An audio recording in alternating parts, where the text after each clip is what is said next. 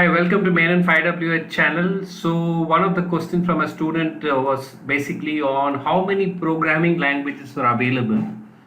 It's quite astonishing that there are around 600 programming languages for developers, right? Because most of the time when you really entering the software field, you know few of them. Maybe you know Java, you know Python, C, C++, C Sharp. But if you really explore in detail about what are the different programming languages, more than 600 of them.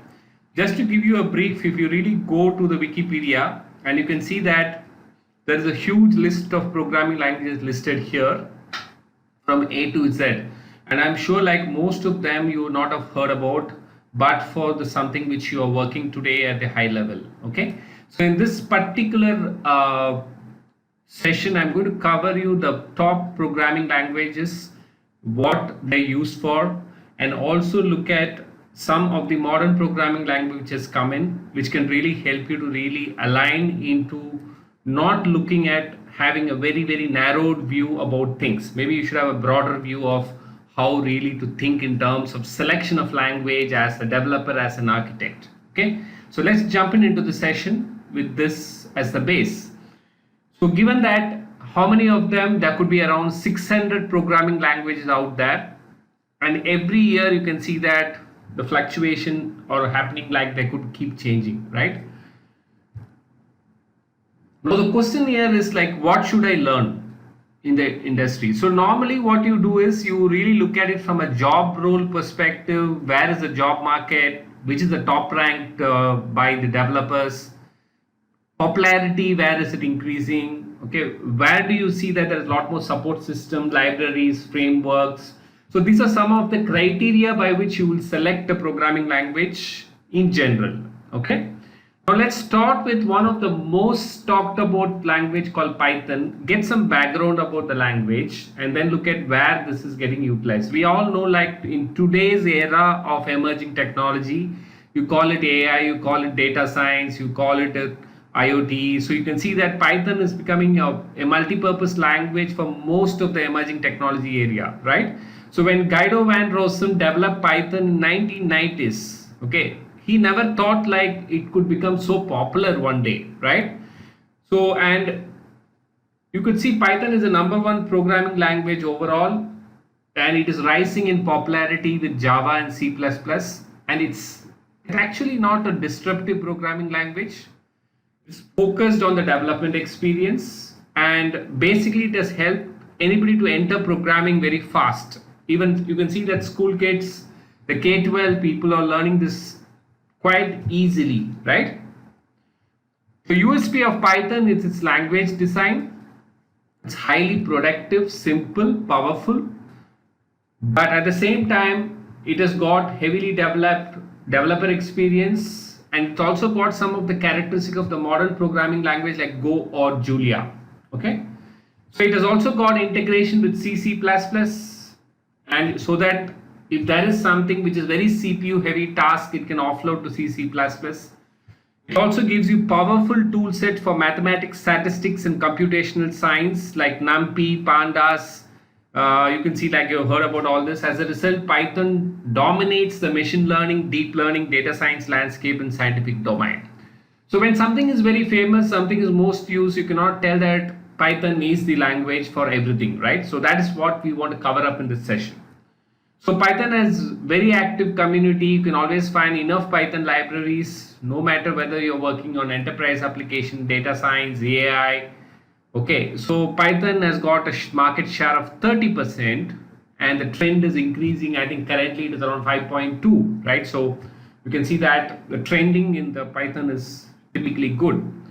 And according to the Indeed, like Python has got the most demanding programming language in the USA job market with highest 74K job posting in January. It's ranked third with a $120K salary. So, and given the applications are all on the emerging technology area, this is quite real. So main use cases of Python is on data science, data analytics, AI, deep learning, enterprise application, and web development. These are some of the commonly used use case, and you can also use it for some other things. Then you have heard about JavaScript.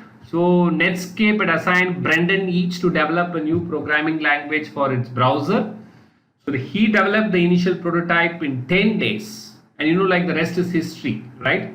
So software developers often actually made fun of JavaScript in early days because of the poor language design and lack of feature. But JavaScript has evolved into a multi-paradigm, high-level, dynamic programming languages. So in 2009, when Ryan Dahl has released the cross-platform JavaScript runtime Node.js, okay, and it enabled JavaScript to run on the server side. So you can see that changed the entire game of JavaScript. The other enormous breakthrough of JavaScript came around 2000 when Google had released a JavaScript named web development framework called AngularJS, right? So today JavaScript is one of the most widely used programming languages in the world, runs on virtually everywhere: browsers, servers, mobile device, cloud, containers, microcontrollers, right? So key features of JavaScript is it's the king in the browser programming. Is dominated mainly by JavaScript-based SPA frameworks like React, Vue.js, Angular, and JavaScript offers event-driven programming, which is especially suited for IO-heavy tasks. Okay, has gone through massive modernization overhaul in the last several years. Okay, the major JavaScript release like ES5, ES added many modern features. So JavaScript is also in the top list.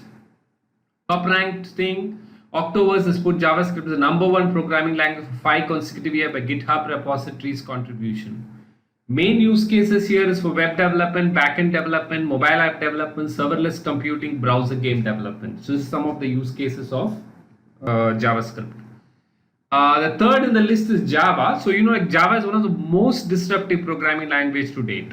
Okay, and I remember when we initially used to code in this, the real thing was about the Java virtual machine, which was really exciting to see how you can create a virtual machine to run your code, which is basically your bytecode, and then so that code can be really platform independent, right? So James Gosling and his team in Sun lowered the barrier to develop business by offering much simpler object-oriented interpreted programming language, supports multi-threaded, that's Java for you, and achieve platform independence by developing JVM, which is an abstract of the low-level OS from developers. It got the concept of write once, run anywhere. Okay, it had come down a bit because of the other programming language like Python, JavaScript. It's not quite cloud-friendly because of its bulky size. And Oracle also has introduced some licensing fees for JDK, so which has cut down a little bit Java, but still is one of the most used language globally. Okay. Java is working on a short trying to make Java fit for cloud by the Graal VM initiative. Also in OpenJDK, there is a free alternative proprietary Oracle JDK. Java is still the #1 programming language for the enterprise. And what Java offers you is a powerful, feature-rich, multi-paradigm interpreted programming languages. It's strictly backward compatible. And you can see that JVM is a masterpiece of software engineering, one of the best virtual machine in the industry, and you can never beat it, right? Because this was a kind of a pioneering effort with JVM offers high performance features to Java. Some advanced garbage collection is also provided by Java. So Java is the second most demanding programming languages in the USA with 69K job posting in January, and also you get an annual salary of $104K. So main use case for this: enterprise application development, mobile development, Android app. You can see that Java is one of the key things. Big data, web development. There are just to list some of them, you can have a lot of use cases for this. The next one in the list is C#. So in 2000, Microsoft decided to create their own object-oriented language, C-like programming language called C# as part of the .NET initiative. So the language was by Anders. Designed the C# as part of Microsoft's Common Language initiative, right? So similar to what JVM was, where many other programming like can compile into an immediate format called CLR, so Common Language Runtime. So this was one of the breakthrough for Microsoft. C# was again criticized at the early stage as a limitation of Java, but later both the programming languages diverged. Microsoft licensing of C# is not very clear, so that is one confusing for people. It's a multi-paradigm language widely used not only Windows platform, also on the iOS, Android platform, thanks to Xamarin and Linux platform. So Anders did an excellent job bring C Sharp out of Java shadow, give its own identity. Backed by Microsoft, being in industry for 20 years, C Sharp has a large ecosystem of library and framework. Okay, so that's another language for you. Again, you have a lot of job posting here with an annual salary of $96K. C Sharp ranks 8th in the list. And again, main use cases are server-side programming, app development, web development, game development, software for Windows platform. You cannot forget C. If you are anyway developed code anytime, you should not miss writing something in C, right? So because Dennis Ritchie, a Bell Lab engineer, has developed a procedural general purpose programming language that is compiled directly into a machine language in 1969 to 73. It offers low-level access to memory, gives full control over the underlying hardware. So C has become one of the most used programming language, most disruptive, influential programming language in history, and it has influenced every developer on the earth. Okay, and the kind of criticism which C offers is accidental complexity, unsafe programming, lack of features. Okay, C's platform, C code is not portable. So you have some of the features. Main features: it gives low access to memory, compiled to machine instructions. It gives full control over the underlying hardware, can run on every blade, take control of any kind of hardware, whether it is GPU, TPU, container, cloud, mobile device, or microcontroller. Okay. So mainly C is used for system programming, game development, IoT and real-time systems, machine learning, deep learning, embedded systems. Okay. The next in the list is C++. So I think when people could have graduated 20-30 years back, they started with C and then later could have studied C++, where there was introduction to object orientation, and then you use C Sharp. So Bajan Stroop has worked with Dennis Ritchie in Bell Labs in 70s. Heavily influenced by C, first created C++ as an extension of C, adding object-oriented features. Over time, C++ has evolved into multi-paradigm, general-purpose programming languages. C++ also offers full control over hardware with cost of accidental complexity. Okay, and it has got too many features compared to C. For all these factors, it's lost its popularity to Java in especially enterprise software development and big data in the early 2000s, not now. Okay. So it's gaining again popularity with the rise of GPU, containerization, cloud computing, okay, as it can quickly adapt to take advantage of hardware or ecosystem, is one of the most important heavily used programming language. So a lot of people are not aware of it, right? So whenever you meet anybody in developer, somebody, they only talk about 2 or 3 key programming language. One, they talk about Python. Second, they talk about Java. Third, they talk about the JavaScript frameworks, okay, which is the full stack or the Angular or the mean stack. So that's what they're aware of, right? So this presentation could be an eye opener that there are so many options for you, okay? C++ is also fast, used heavily in performance critical applications, okay? And you can also see that Chrome V8 engine, a lot of database is written in C++. It provides you good control over the hardware, blah, blah, blah. It's used for system programming, game development, IoT, machine learning, deep learning, embedded system, distributed system, okay? We've seen some 5 now. Python we have seen first, then we talk about JavaScript, then we spoke about Java, we spoke about C Sharp, C and C++. We've seen 6 of them now, right?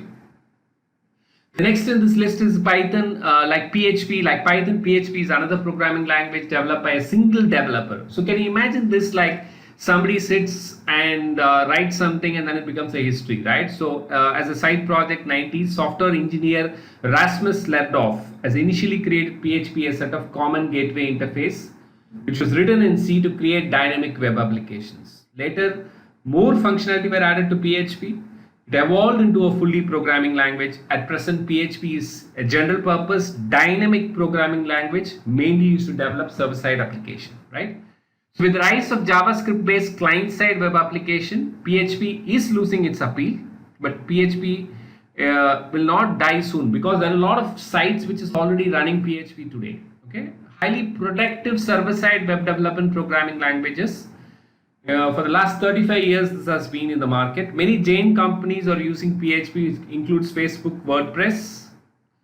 And so the key use cases are server-side web application, developing CMS systems, standalone web application development. The next one on the list is Swift. A group of Apple engineers led by Chris Latner worked to develop a new programming language, Swift, mainly to replace Objective-C in the Mac and iOS platform.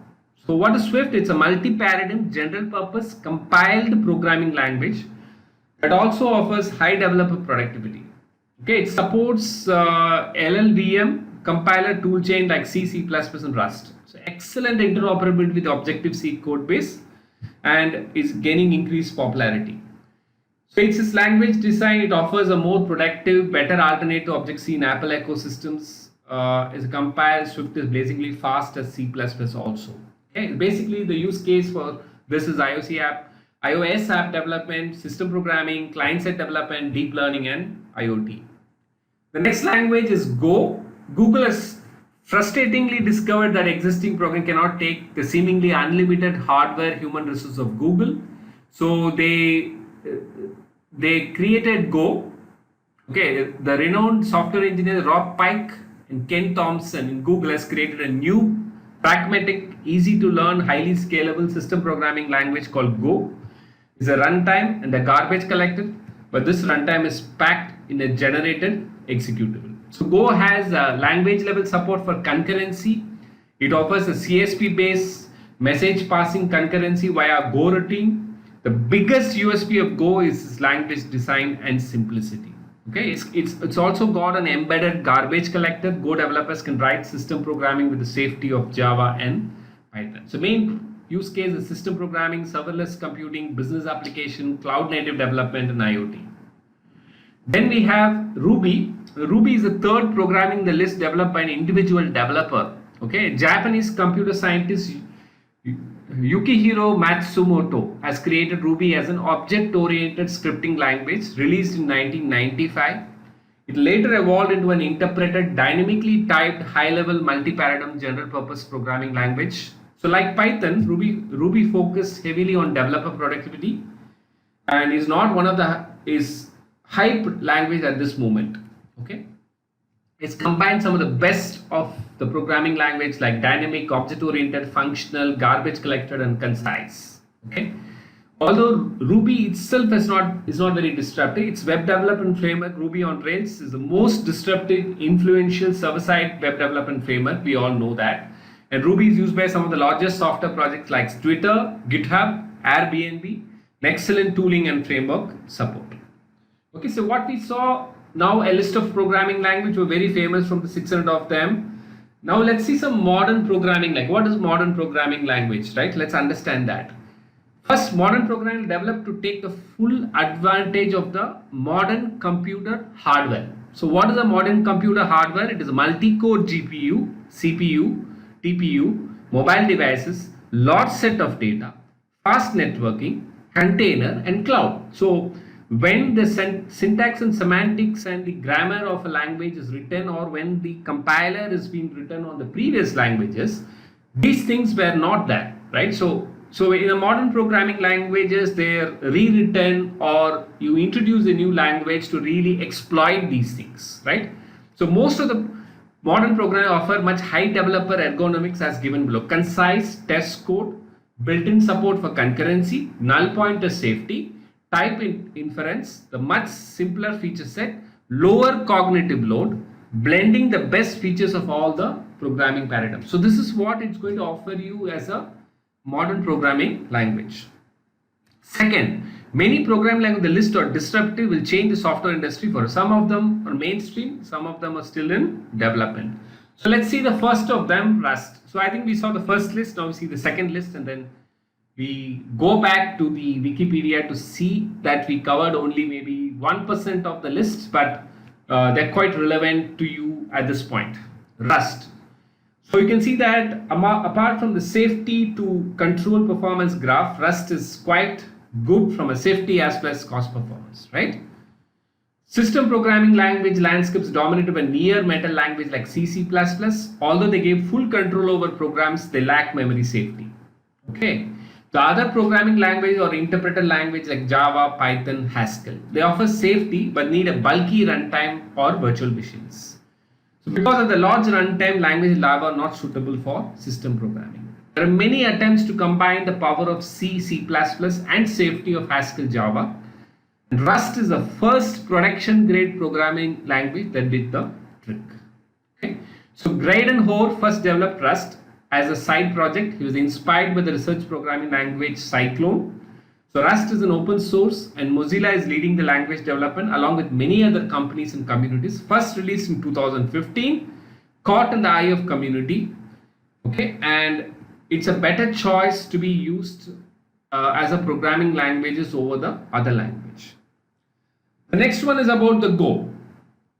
So Google is one of the biggest web scale companies. At the beginning of this century, Google has faced two scaling problems. One was the development scaling, second was the application scaling. So development scaling means they could not add more feature by throwing more developers. Application scaling, they could not easily develop and that can scale to the Google Scale Machine cluster.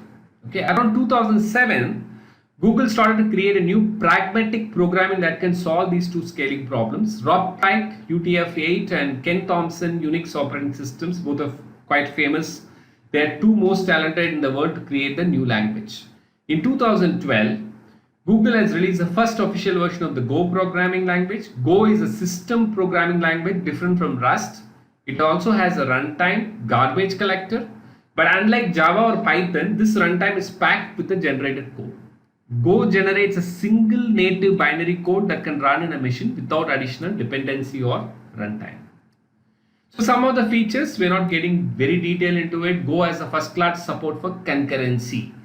It does not offer the shared memory concurrency via thread and lock and is more difficult to program. It instead offers CSP based message passing concurrency. Go uses Go routine and channel for message passing. The most killer feature of Go is its simplicity. It's most simple system programming language and new software can write productive code in a matter of like some of the biggest cloud native projects. Kubernetes, Docker is written in Go. Go also is an embedded garbage collector, which means developers do not need to worry about memory management like C or C++. So Google is investing heavily on Go. Spend 20% of the time writing new code, 80% they maintain existing because of simplicity. Go also excels in the language maintenance. The other language is the Kotlin. I think if you heard about it, Java is the undisputed king of enterprise software development. In recent time, Java has become target of much criticism. So what has happened? A little argument of JVM is a masterpiece of software engineering, still cannot beat that. Over the years, JVM language like Scala tried to answer the shortcomings of wanted to better Java but failed. Finally, in Kotlin, okay, it looked like a search for better Java is over. So JetBrains, the company which developed the IDE IntelliJ, has developed Kotlin, which runs on JVM, but answered the shortcoming of Java, offered many modern features. Okay, so Kotlin is much simpler than Java, offers Go or Python-like developer productivity in JVM. So Google has also declared Kotlin as a first-class language to develop Android and boosted Kotlin's acceptance in the community. Popular Java enterprise framework Spring has started to support Kotlin in the Spring ecosystem since 2017. And then the last you have is a TypeScript. Now, what is TypeScript? JavaScript is an excellent language, but pre-2015, JavaScript had many shortcomings. Okay, even noted software engineer Douglas Crockford has written a book, JavaScript, The Good Parts, implied that JavaScript has bad parts and ugly parts. With no modelization and with callback hell, did not like to maintain especially large JavaScript projects. Google even developed a platform to transcompile the Java code to JavaScript code, GWT. Many companies or people try to develop better JavaScript, example CoffeeScript, Flow, ClojureScript, but TypeScript from Microsoft ugly hit the jackpot. A group of engineers in Microsoft led by famous Anders, creator of the Delphi, Turbo Pascal feature, created TypeScript, statically typed modular superset of JavaScript.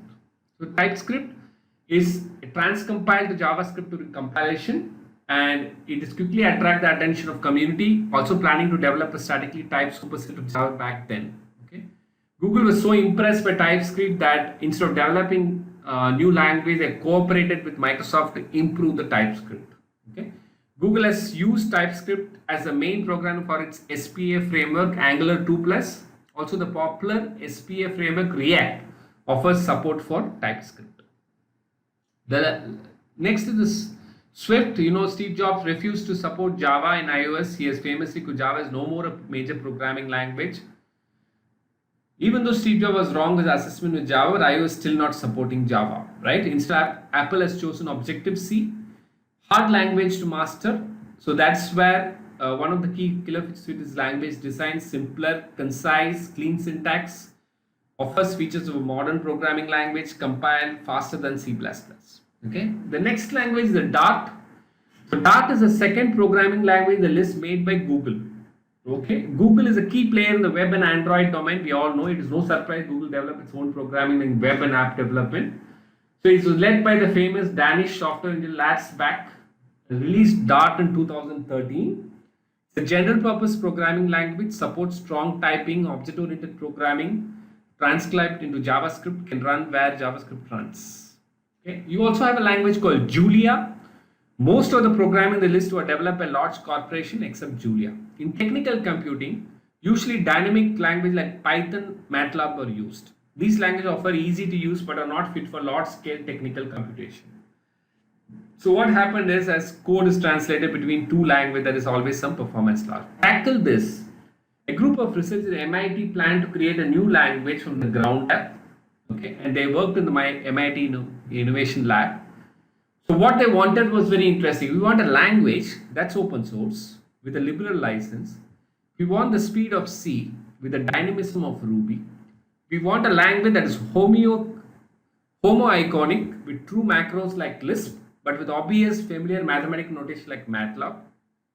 We want something as useful for general programming as Python, easy for statistics as R, natural for string processing as Perl, powerful for linear algebra as MATLAB, as good as gluing program together as the shell. Okay, so that is something which happened. Julia. So Julia is a dynamic, high-level programming language, offers first-class support for concurrent, parallel, distributed computing. The first stable version released 2018, used in scientific computing, AI, many other, and finally solve the two-language problem. Okay, key features: Julia is a dynamic programming language, optionally type, multiple dispatch programming paradigm. We covered the language features in the language session. Is built-in support for concurrent, parallel, distributed, for asynchronous I/O. It's blazingly fast. Okay, so that's a list of 600. From the 600, maybe 1% of the language. Let's go back to the list of programming language. You could have seen that we have not covered even 1 or 2% of it. Curiosity lets you, like, you can just go and click each of these languages, look at its history, where it caught in, if you're really interested to know more, and hopefully we'll cover some of this language in detail. Thanks for watching.